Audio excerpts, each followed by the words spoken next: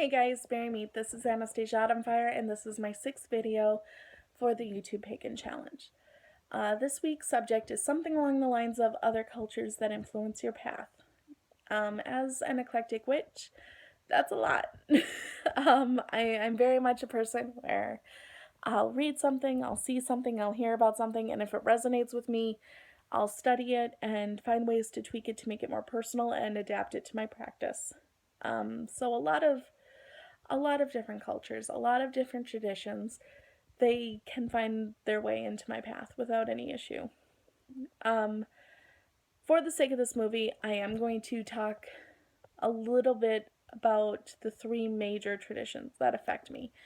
The Celtic, the Norse, and Gypsy. The Celtic tradition is very important for me because my patron god is Cernunnos, who is Celtic. When I celebrate the Wheel of the Year, even though technically it's a Wiccan tradition, but it has its roots, I find, in a lot of ways in the Celtic tradition. So when I celebrate a Sabbath, it is in his honor. Working with the Ogham. I don't know enough to use it for a form of divination just yet. I'm still studying, but I do know enough to use it in spell work. And that is very much for my Celtic tradition. The Celtic trees. Every birth month has a specific tree. Every tree has a specific meaning. Again, I use that very much in spell work, incense making, things like that. Something that I do that's very personal to me, and I know some people do it, and I don't necessarily know why they do it, but for me, it started because, well, it just felt right. I found I just started doing it intuitively almost, and it wasn't until I started writing up the notes for this video, which you might see me looking down. If so, that's why. I'm looking at my notes to make sure I stay on track. But when I started figuring out for this video kind of just some basic ideas or examples of how these traditions or cultures affected me, when I wanted to say what I wanted to use them for, this came out and I'm like, oh my gosh, it totally is because of my Celtic pathway that I do this. I call to the north first. Whenever I call the corners, whenever I do any sort of elemental work, the north or earth is called first every time. The reason for that is when I was needing that spiritual connection, when I was calling forth to something, anything to answer me, Cernunnos is who answered. And for that, I truly have no words. And since he is Lord of the Forest and the forest is of the earth, the north is always called in my personal practice. Obviously, if I'm working with a group for whatever reason, I will follow what their traditions are, but my personal path will always include the north being first. I do have under this title Good Folk work. Good Folk is another name for the Fae. They are in every single culture you can think of. Every culture has some form of Fae. I did put this under Celtic simply because when I work with the Celtic, or when I work with the Good Folk or the Fae, it's usually the traditional Celtic elementals that I'm thinking of or working with. It's the Celtic Fae that I have in mind that I'm working with or for. So, and the reason I feel that way is because when I do work with them or for them, so to speak, it's the same energy I get off of working with or for Cernunnos. So that is why I have it under Celtic, although yes, Northern tradition or Nordic tradition very much have Fae. That's very much a thing. Slavic tradition have Fae. Finnish culture have Fae. I just was talking to someone about that not too long ago. So in no way am I saying the Celts are the only people that had the Fae. No, fairies are all over. But when I'm working with them, those are the kind of energies that I'm working with. I almost said archetypes, and I'm like, that's not right. That's not what I mean. Um, and the next thing I do is I always wear a Celtic tree somewhere on me. Um, the Celtic tree was a symbol that I was drawn to before I even knew what my path was. Some people wear a pentagram or a pentacle. Some people wear a Celtic cross. I've seen. Some people wear a sun wheel. Some people wear a moon.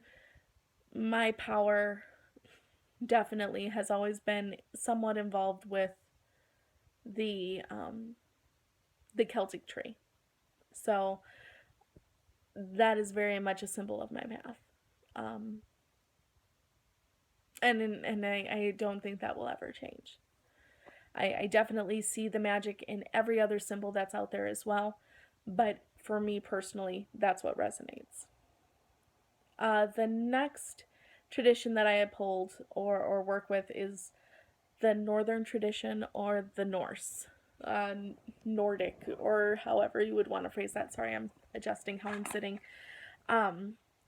Just as my matron god is Celtic, so the Celtic traditions are important to me. My matron goddess is Norse, so the Norse traditions are very important to me. Just as Celtic, in my Celtic path, I will work with the Wheel of the Year. In my Northern traditions, I have observances for I have heathen observances, is probably the best way for me to phrase it. Every Sabbath that there is a corresponding heathen day of remembrance or day of honoring. There's also many bloats. There are many feasts and festivals. Bloat is something where you basically give your oath to a god or goddess. I have yet to partake in a bloat simply because giving one's word is pretty damn important. Giving your oath to a god, pretty damn important. In Niflheim, which is basically the Norse version of the Christian hell, except for their fire and brimstone, you have frozen ice. and that is a realm that is reserved for the worst of the worst, and to top the list off when it comes to the worst of the worst, it is Oathbreakers. And so to be an Oathbreaker is a pretty damn big deal. And as it is, I'm probably treading that line bad enough just in my mundane life at times. I don't want to I don't want to ever go against an oath that I make to my god or goddess. So that is why I've refrained from bloat so far, because I don't know enough. I need to be educated enough. I need to know what I'm doing. So yeah, so that's the overview on that. Rune work for the Nordic traditions, huge deal. And kind of like Ogum, I don't feel like I've studied it enough. I know enough to be somewhat dangerous with spell work, but I need to do a full-on study of runes before I start to use them. Runes are so ancient. They're so old. They deserve that kind of respect and honor and study. So that is why I have refrained from using them for divination purposes yet. Like tarot cards, it was a card game. Not to belittle it by any means, because actually that's coming up in my Gypsy traditions that I uphold. But when I look at the tarot cards, as magical as they are, as much as they are a part of me and as ingrained as that tradition is with me, it's a card game that has since evolved beyond the mundane and gone into esoteric magic of sorts. but the runes have always been magic. They've always been this higher evolved thing. So I have a very special place in my heart for them, and I need to get on that because hell's been on me about it. But every time I've thought of, okay, well, I can just, just start using them, it's a quick hit upside my head. No, you don't know enough. So yeah, so rune work is very much a part of my practice as far as using them for symbols in spell work, but I do not use them for divination just yet. Then the last thing I've listed is any ancestor work. And again, kind of like the good folk, ancestor work is universal. Any culture can do it, and not even necessarily for spiritual reasons. But for me, it connects me to my northern path because everything is so connected to your folk in the Norse pathway.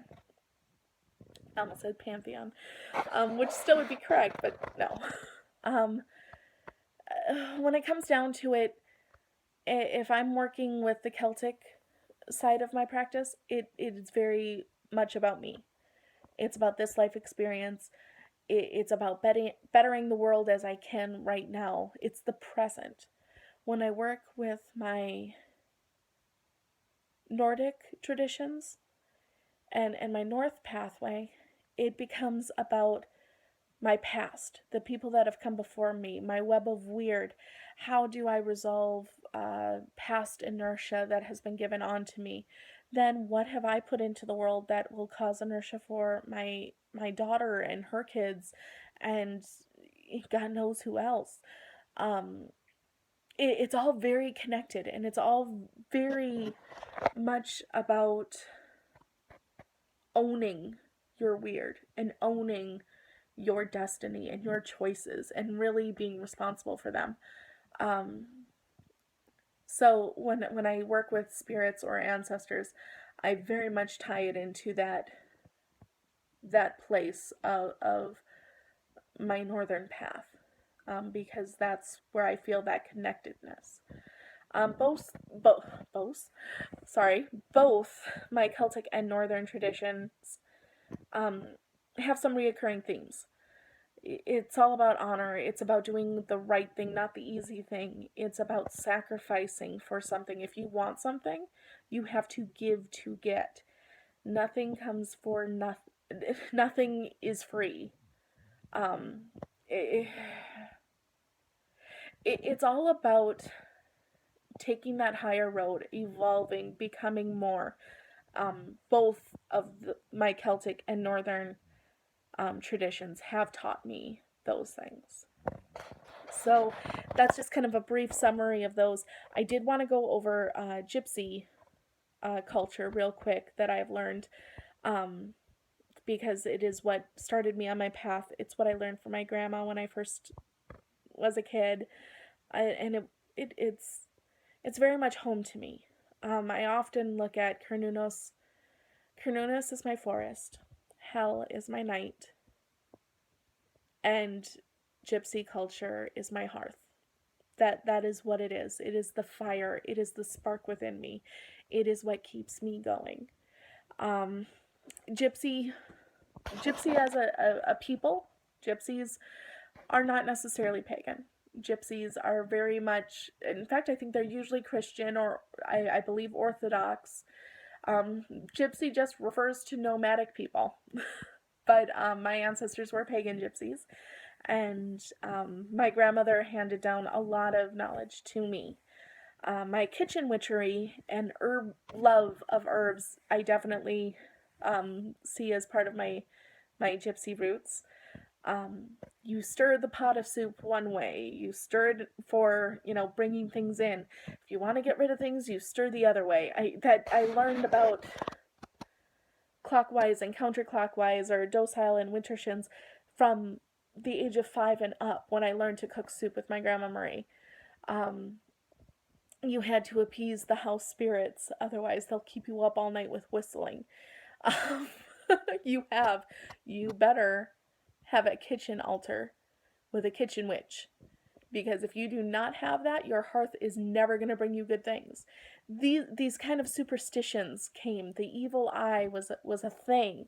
Um, Charms, talismans, all of them were important.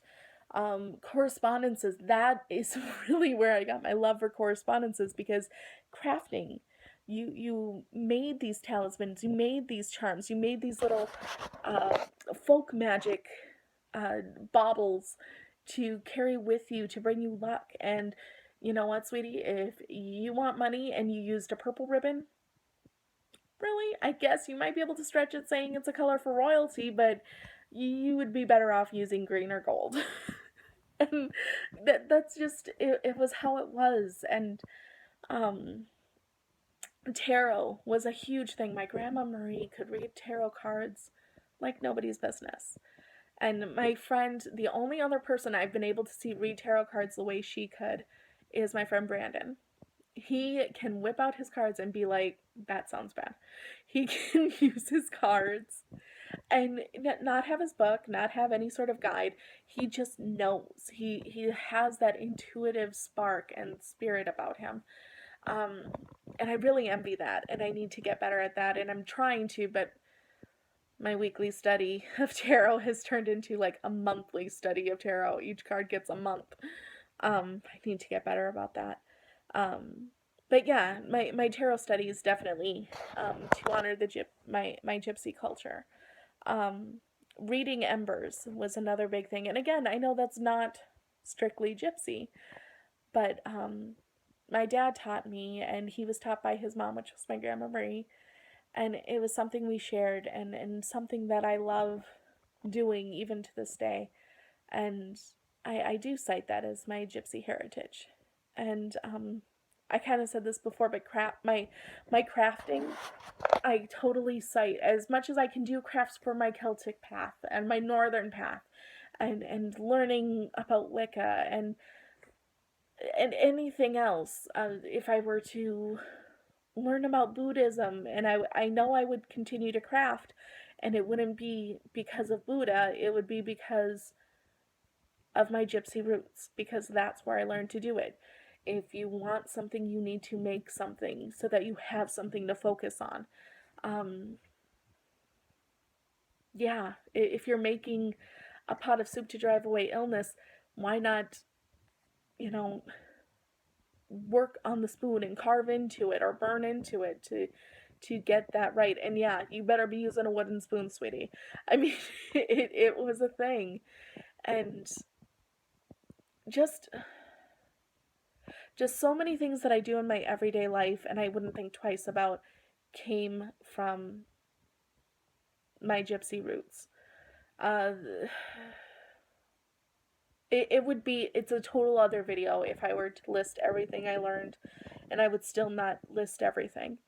Um, the when I work with the Celtic path, when I work with the northern path, it's something I'm doing consciously. I'm purposefully doing this, thinking of, okay, this is for my Celtic roots. Okay, this is for my Nordic roots. When it comes to my gypsy roots and gypsy workings, those are the things that are no longer conscious. It happens subconsciously. It is intuitive. It is natural. Even if I don't necessarily know what I'm looking at when it comes to tarot, I know I need my book, but I love holding those cards and I love learning about them and I love using them. And everything else is just second nature.